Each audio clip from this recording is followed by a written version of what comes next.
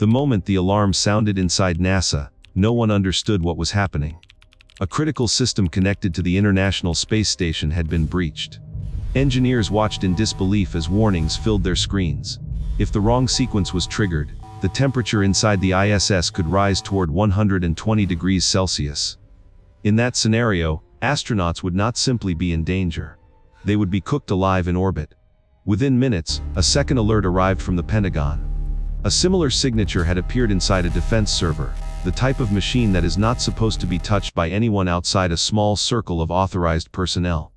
Operators froze. Someone out there had slipped through multiple layers of national defense as if they were nothing more than thin sheets of paper. NASA moved to emergency shutdown protocols. The Pentagon called in its crisis response team.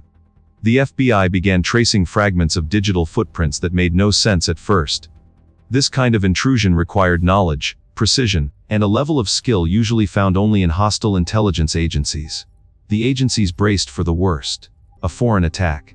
A coordinated strike. Something catastrophic. But the truth was far stranger than any threat they had prepared for. When investigators finally followed the trail back to its source, the room fell silent. The attacker was not a spy, not a rogue scientist, not a criminal mastermind operating from a bunker overseas. He was a teenager, 15 years old, sitting in a quiet suburban bedroom surrounded by old posters and a cluttered desk. While the most secure agencies in the United States scrambled to protect their systems, he had been casually exploring them, driven by nothing more than curiosity and an audacity that should have been impossible at his age. From that moment forward, a new question took hold across every agency involved. How did a child slip past the digital armor of two of the most powerful institutions on Earth? And more importantly, how far had he already gone before anyone realized they were under attack? This was not simply a hack. It was the beginning of a collision between a gifted mind and a system built to crush anything it could not understand. Long before his name appeared in federal files, Jonathan James was just a quiet kid in a Florida suburb. But even then, something about him felt different. While other children chased each other under the sun, Jonathan chased something else entirely. He chased logic, patterns, secrets buried inside a glowing screen that no one around him understood. By the age of 6, the family computer had become his world. His parents worried as he spent hours glued to the monitor, eyes wide with a focus far beyond his years. His father installed parental restrictions, thinking it would set boundaries. Instead, Jonathan treated it like a puzzle. Within a single afternoon he broke through it.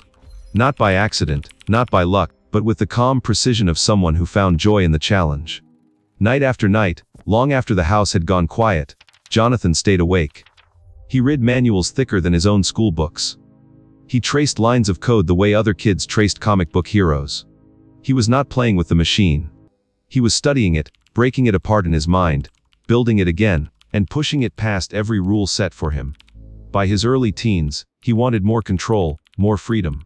So he wiped the family computer clean, erased Windows without hesitation, and installed Linux on his own. No one asked him to. No one could stop him. When his parents tried to take the computer away, hoping to pull him back into a normal childhood, he simply left home. He told them he would not return until they gave it back. It was not rebellion. It was obsession. A hunger that felt impossible to satisfy.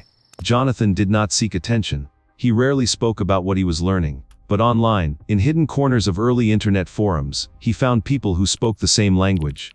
Other curious minds. Other explorers of forbidden digital spaces. Jonathan absorbed everything, pushing himself deeper each day. What no one realized then was that this quiet boy, sitting in a dim bedroom with a humming computer tower, was training himself for a world far larger and far more dangerous than he could imagine. The path he was stepping onto would not lead to fame or glory. It would lead straight into the crosshairs of the most powerful agencies in the nation. By the summer of 1999, Jonathan James was no longer a harmless teenager experimenting with code. He had grown into something far more unsettling.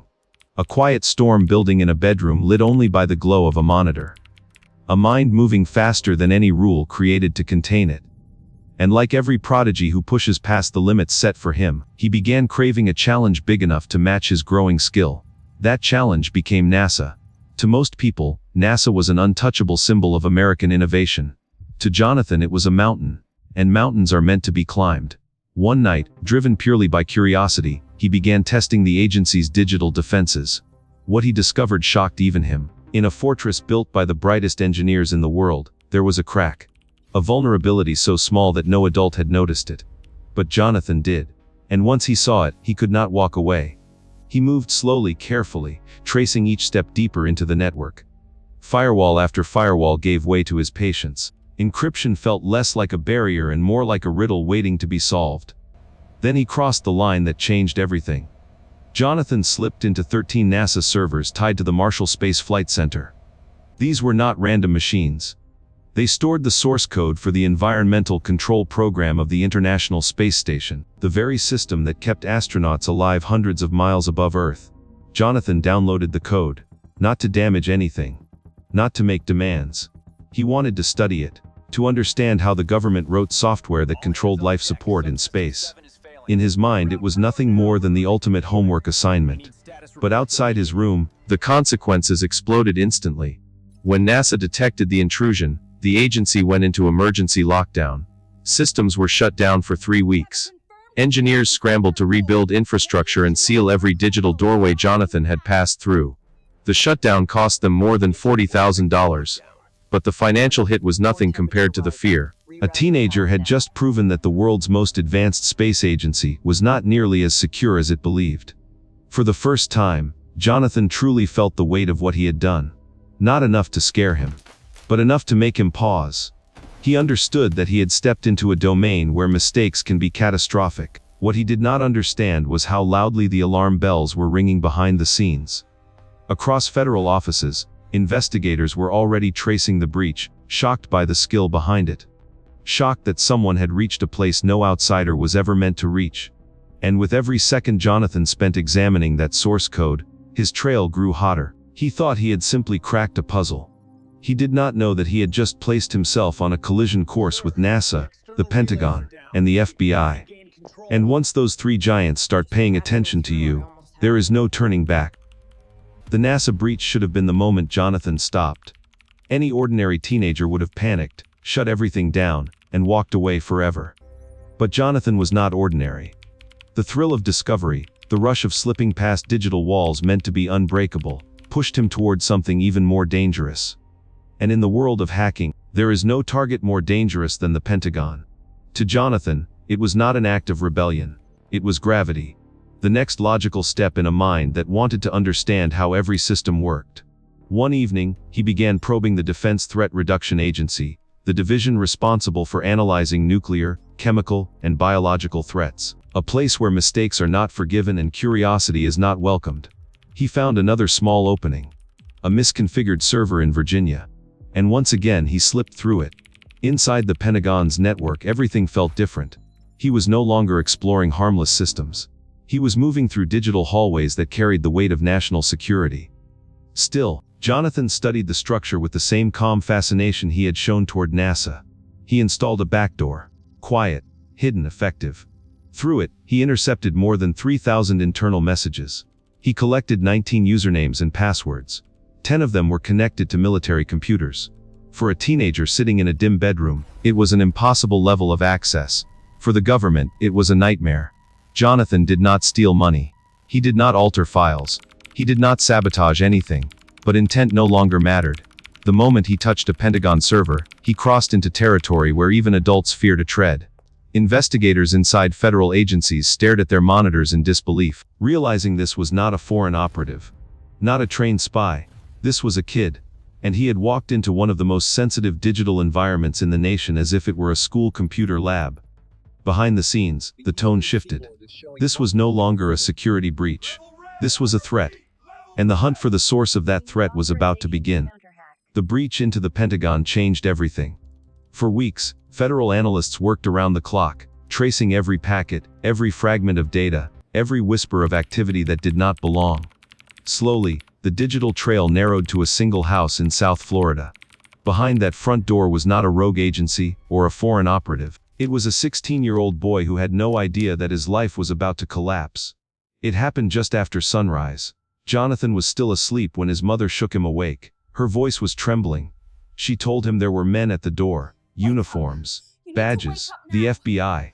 Jonathan stepped into the hallway and saw agents filling the living room. They looked past him as if he were invisible. They were not expecting to arrest a child. They were expecting a threat. Agents swarmed his room, unplugging towers, gathering disks, seizing notebooks filled with code. They even took his worn paperback of Star Trek, anything that might contain a clue. His private world, the place where he felt most alive, was dismantled piece by piece in front of him. For the first time, Jonathan understood what his curiosity had brought to his doorstep. During questioning, he broke quickly. He told the truth. He explained that he had never meant to harm anyone. The agents listened, but their expressions did not change. Intent was irrelevant now. He had crossed federal lines, and the system needed a response. After weeks of silence, the charges arrived. Jonathan was sentenced to 6 months of house arrest and barred from using a computer. The punishment shattered him more than the raid itself. Being cut off from technology felt like losing a part of himself. He tried to move on, but isolation grew heavier. Then came the mistake that changed the trajectory of his life. A failed drug test. A violation of his probation. The court ordered him into a juvenile detention facility for 6 months. Inside those walls, Jonathan was surrounded by real criminals, people with violent pasts and hard eyes. When he returned home, his father said something in him had gone quiet. The spark was gone. The light he once had was dim. He left hacking behind, but the consequences of his past would not leave him. And somewhere deep inside federal files, his name remained. A reminder that even the most brilliant minds can be crushed once the system decides to turn its gaze toward them. After Jonathan left hacking behind, he believed the worst chapter of his life was finally over. But in the shadows of the cyber world, another figure was rising. A far older, far more dangerous hacker named Albert Gonzalez. Unlike Jonathan, Gonzalez was not driven by curiosity. He was driven by profit, and his operations would soon become some of the largest financial cybercrimes in American history. While Gonzalez and his crew targeted companies across the country, stealing millions of credit card numbers, federal investigators were desperately trying to untangle a web of intrusions. And buried somewhere in that web was a familiar name, a name they believed might be connected. Jonathan James. In May 2008, almost a decade after the NASA breach, the Secret Service arrived at Jonathan's home. The scene felt painfully familiar. Another raid, another round of questioning. But this time, something was different. They believed that an unidentified hacker in the Gonzalez ring, known only as JJ, might be Jonathan. They searched his room again, digging through every drawer. They found an old handwritten note. A suicide letter he had written years earlier during a dark period of his life. They also found a gun. Jonathan watched the agents move through his home with the same cold determination he had seen once before. He insisted he had nothing to do with the Gonzalez case. And he was right. But fear has a way of twisting truth. He convinced himself that the government wanted a scapegoat, a young hacker they could hold up to the public to prove they were in control. Gonzalez was an informant. Scott was part of the ring. Jonathan believed the system would choose him as the easy target. The pressure became unbearable. 2 weeks after the raid, Jonathan locked himself inside his room. On May 18th, he ended his life with a single gunshot. He was 24. In his final letter, he wrote that he no longer believed in the justice system. That he refused to spend years in prison for crimes he did not commit. That dying free was the only control he had left. Years later, federal documents revealed that JJ may not have been Jonathan at all. The identity was likely tied to another hacker entirely. Jonathan had been innocent. But the system he feared had already broken him long before the truth came out. Jonathan James was not a villain. He was a gifted mind, a young explorer of systems he never fully understood the danger of. Instead of being guided, he was crushed. His story is a reminder of how easily brilliance can be lost when fear and misunderstanding take its place. If stories like this move you, if you want to explore more hidden files, forgotten cases, and lives caught in the shadows, consider subscribing to the channel. Your support helps us bring more untold stories to light.